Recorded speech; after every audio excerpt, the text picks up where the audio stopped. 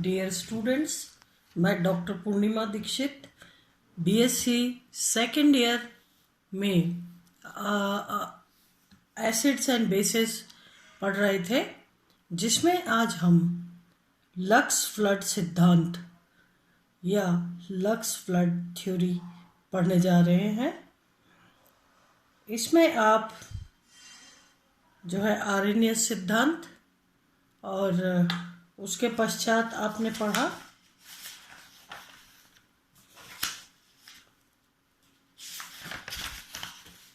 Brønsted-lorry concept और अब हम पढ़ने जा रहे हैं लक्स फ्लड सिद्धांत। बहुत सी अम्ल क्षार अभिक्रियाओं में प्रोटॉन उपस्थित नहीं होता। जो आर्हेनियस सिद्धांत और ब्रॉन्स्टेड-लॉरी सिद्धांत था, वो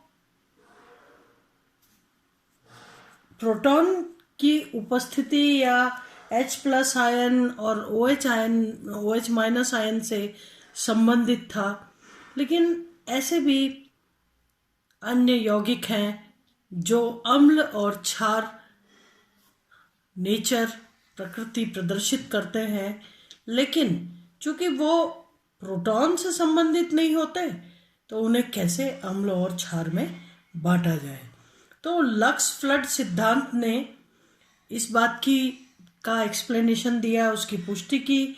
उन्होंने कहा कि बहुत सी अम्ल क्षार अभिक्रियाओं में प्रोटॉन अनुपस्थित होता है, जिनकी व्याख्या ब्रॉन्स्टेड-लॉरी सिद्धांत नहीं कर सकता। ऐसी अभिक्रियाओं की व्याख्या ऑक्साइड आयन के स्थानांतरण के आधार पर लक्स ने 1939 में दी, जिसका विस्तार फ्लड ने 1947 में किया।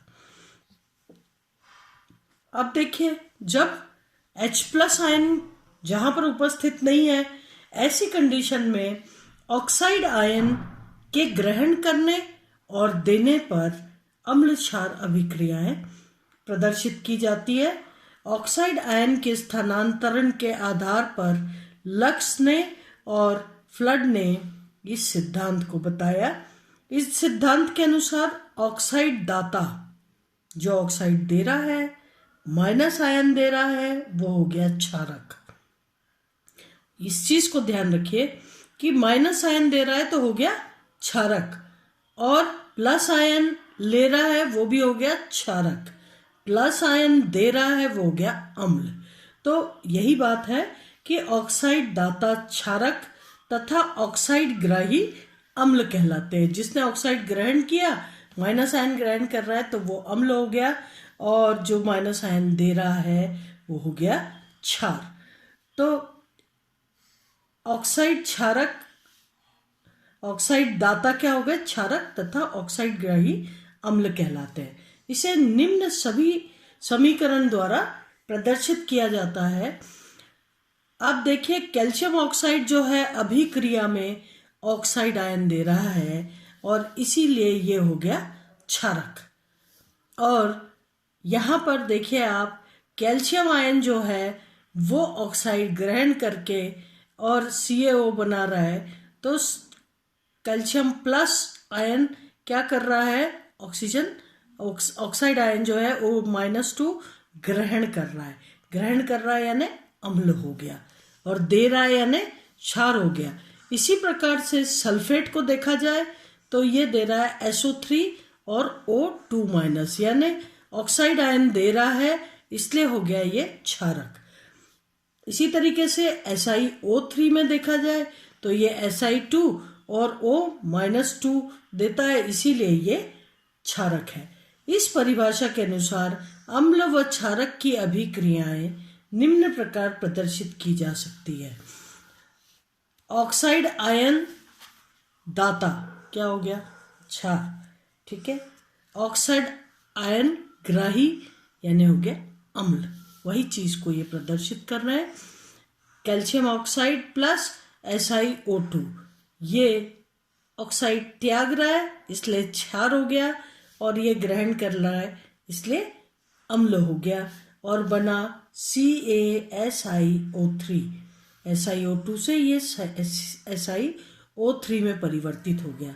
इसी तरीके से लेड ऑक्साइड SO3 के साथ अभिक्रिया करके क्या बना रहा है, PbSO4 ऑक्साइड ग्रहण कर रहा है, इसलिए जो है ये हो गया ये ऑक्साइड दे रहा है और SO3 जो है ऑक्साइड ग्रहण कर रहा है, तो ये हो गया ग्रहण कर रहा है ऑक्साइड, माइनस आयन ग्रहण कर रहा है, ये हो गया अम्ल, और ये माइनस आयन दे रहा है, इसलिए हो गया क्षार, यानी माइनस आयन में ऑक्साइड आयन। इसी तरीके से अगर कैल्शियम ऑक्साइड को देखें तो CaO और CO2, तो CO3 हो गया ऑक्सीजन ग्रहण करके, तो ये हो गया अम्ल और ये हो गया क्षार। FeO SiO2 FeSiO3 ऑक्सीजन, फिर SiO2 जो है एक ऑक्सीजन ले रहा है, इसका मतलब ये अम्ल हो गया और ये क्षार हो गया। उपरोक्त अभिक्रियाओं में धातु ऑक्साइड, उपरोक्त अभिक्रियाओं में धातु ऑक्साइड, जो धातु के ऑक्साइड हैं, ठीक है, क्षार, क्योंकि ऑक्साइड दे रहे हैं, अपना ऑक्साइड आयन त्यागते हैं तथा अधातु ऑक्साइड यानी अम्ल ग्रहण करते हैं, तो ये ऑक्साइड दे रहे हैं इसलिए क्षार हो गए, और ये जो अधातु ऑक्साइड्स हैं ये इस ऑक्साइड को ग्रहण कर रहे हैं। तो यही बात है कि इन अभिक्रियाओं में धातु ऑक्साइड तो हो गए क्षार, और अधातु के जो ऑक्साइड हो गए ये ग्रहण कर रहे हैं, इसलिए हो गए अम्ल। क्षारक ऑक्साइड क्षारीय हाइड्रोक्साइड के एनहाइड्राइड तथा अम्ल ऑक्साइड ऑक्सी अम्लों के एनहाइड्राइड होते हैं। इन उदाहरणों में देख रहे हैं आप,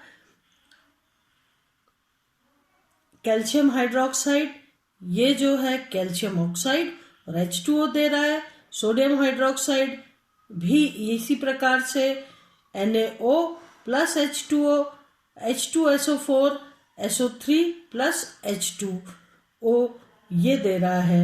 लक्स फ्लड अवधारणा के आधार पर ऑक्साइडों के जलीय विलयन की प्रकृति की भी व्याख्या की जा सकती है, जैसे अधातु ऑक्साइड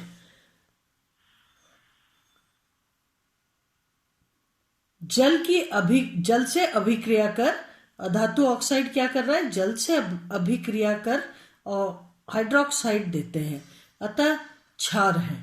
OH माइनस आयन दे रहे हैं, माइनस आयन दे रहे हैं, तो क्षार है। तो यही ये कह रहे हैं कि अधातु ऑक्साइड जो है जल से अभिक्रिया कर OH माइनस आयन दे रहे हैं, इसलिए ये क्षार है। जबकि अधातु ऑक्साइड जल से क्रिया कर H प्लस आयन देते हैं और H प्लस आयन दे रहे हैं, इसका मतलब अम्ल है। तो ये यही बात है कि जो धातु ऑक्साइड्स हैं वो जलीय विलयन जल से अभिक्रिया करके और धातु ऑक्साइड क्या दे रहे हैं, हाइड्रोक्साइड दे रहे हैं, और जबकि अधातु ऑक्साइड जो है वो जल से अभिक्रिया कर H प्लस आयन दे रहे हैं, इसलिए ये अम्ल की तरह बिहेव कर रहे हैं, H प्लस आयन दे रहे हैं। इसी प्रकार से अगर यदि कोई पदार्थ ऑक्साइड आयन ग्राही, ठीक है, अभी आप कंटिन्यूएशन पर पढ़ रहे हैं, ऑक्साइड आयन अगर दे रहे हैं पदार्थ तो वो हो गए क्षार, और ग्रहण कर रहे हैं तो हो गए अम्ल। तो यदि कोई पदार्थ ऑक्साइड आयन ग्राही यानी ग्रहण कर रहे हैं तथा दाता दोनों प्रकार की अभिक्रियाएं प्रदर्शित कर सकता है तो उसे उभयधर्मी कहते हैं। पहले भी आप उभयधर्मी प्रकृति को पढ़ चुके हैं। जिंक ऑक्साइड को देखा जाए तो ZnO ये O2 माइनस से जुड़ करके ZnO2 माइनस, यहाँ पर ये ऑक्सीजन ग्रहण कर रहा है, तो ऑक्सीजन ग्रहण कर रहा है तो अम्ल की तरह व्यवहार कर रहा है, और यदि ऑक्सीजन दे रहा है तो ये क्षार की भांति व्यवहार कर रहा है।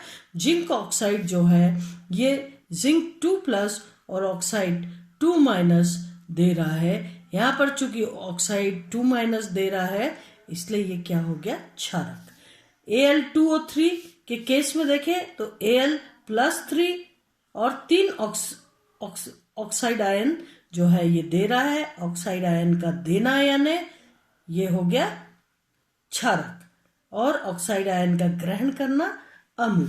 यहाँ पर Al2O3 ये ऑक्साइड आयन ग्रहण करके ये बना रहा है AlO2, ठीक है, ये बना रहा है और माइनस चार्ज लगा हुआ है, ऑक्साइड ग्राही, अतः अम्ल।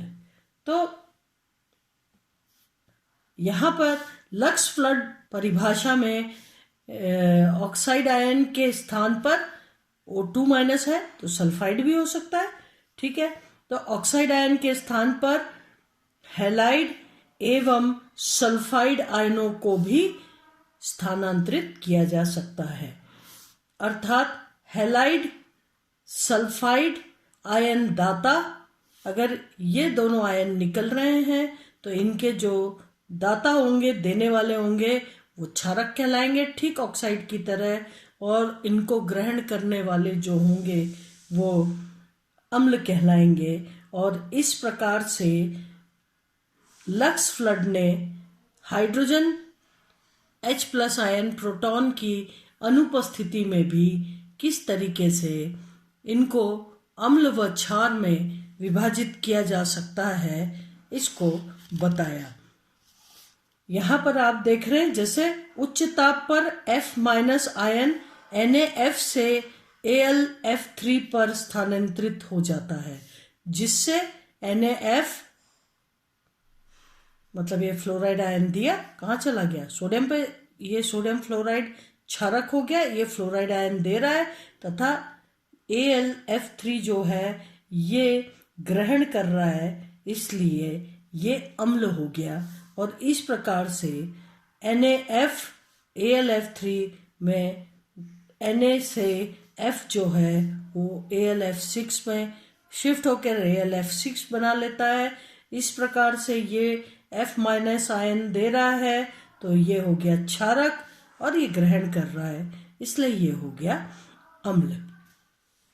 आज हम यहीं पे लेक्चर समाप्त करते हैं और अगला लेक्चर में हम इसके आगे का पढ़ेंगे। आज के लिए धन्यवाद।